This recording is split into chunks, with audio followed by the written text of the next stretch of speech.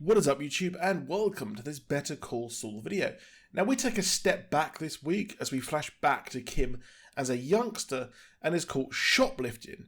Now it seems pretty serious. She, like Bart, has been caught and her mother is very, very disappointed in her and lists how it is out of character her, and she has read her the riot act by saying she's going to pay for this necklace and that, and let's get the police down here and it will be a serious charge. But the guy at the store is like, yeah, like, it's not that deep. If you do it again, we're going to call the police, but just go away and let this be a warning. However, when we get out of the shop, the mum did this all as an act to simply get her out of jail there, and it's obvious why Kim is taking to these dodgy schemes so easily. Her life could have taken a deep, deep turn, and she could have resorted to a life of crime, but she is a lawyer. Oh, wait, she is doing dodgy schemes with her husband. Now we cut to Howard, who's having marriage troubles, and I kind of feel bad for him as he's living in the spare room, making coffee for his wife as she's distant, doesn't want to have really anything to do with him out in public, and she's going off for dinner with, I'm not sure who she said, but imagine if it's another guy. That is just absolutely heartbreaking for him as it continues to show just how alone he actually is.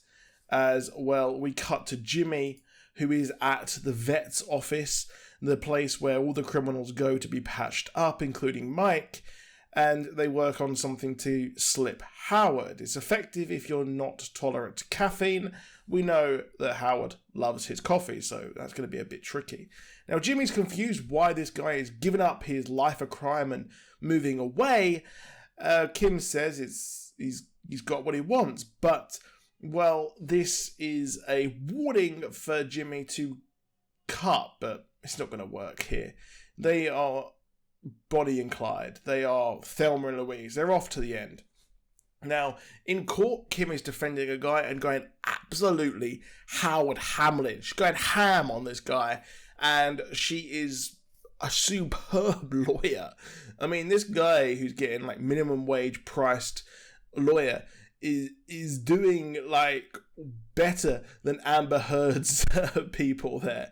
Now, Cliff Main visits her once more and asks her how much he's making. It's chump change, and Howard's name comes up. He wants to know how in she is with him, and awkwardly she says she owes him everything as the topic of a charity foundation comes up.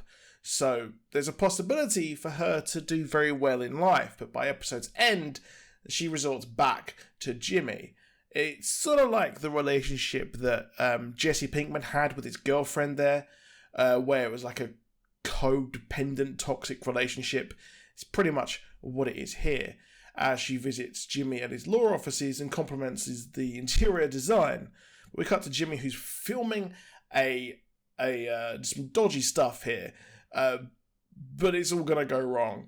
Kim is finally getting the respect she deserves as she's been invited to help set up the special foundation, but she will miss D-Day. Despite it all, I love how supportive Jimmy is of her. Back in Germany, we have Lalo on his tour to find out about what Gus was building, and the guys terrified him as he's chased with a gun, but the engineer gets the better of him and almost finishes him off until he mentions Gustavo.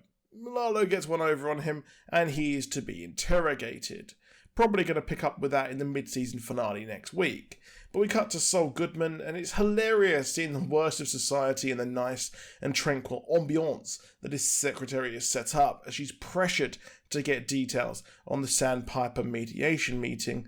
And they get the info, only to find the client urinating on the floor, and I love how she's like, you clean it up, I'm not doing your dirty work anymore.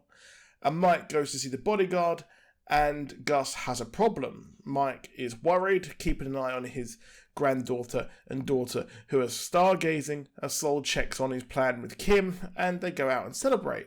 It's D-Day, as Kim goes off to the foundation and Jimmy goes off to get a win. They hope that the pair can win, but the guy who they filmed to impersonate has broken his arm, meaning what they filmed won't actually work.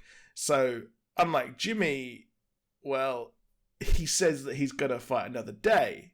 But Kim, to her detriment, turns around.